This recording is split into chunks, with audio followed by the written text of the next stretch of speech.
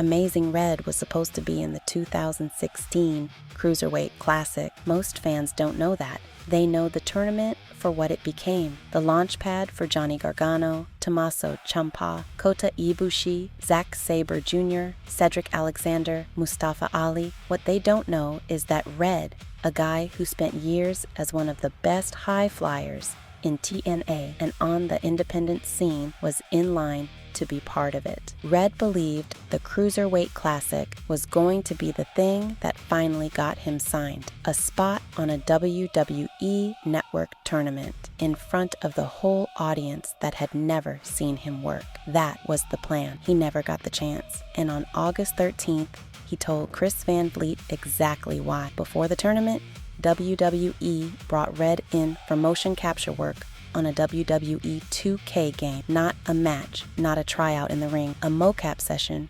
recording moves for a video game. One of those moves was AJ Styles' Spiral Tap, a full rotating aerial move that's dangerous enough with an opponent underneath you to break the fall. Red was doing it alone, onto crash pads, over and over for a camera. He performed it once. Then they asked for another take. And another. Red says his body was already hurting by that point. He had a feeling he should stop. He didn't stop. On one of the later attempts, his foot got trapped between two crash pads while the rest of his body kept rotating. His leg broke. Low Ki was in the room, and according to Red, Low Ki was the one who started yelling for help the second he saw how bad it was. That's the injury. WWE and 2K asked him to keep quiet about how it happened. According to Red, not the mocap session, not the spiral tap, none of it. WWE executive Canyon Ceman told him not to worry. There would be a second Cruiserweight Classic, and he'd be part of that one. There was no second Cruiserweight Classic.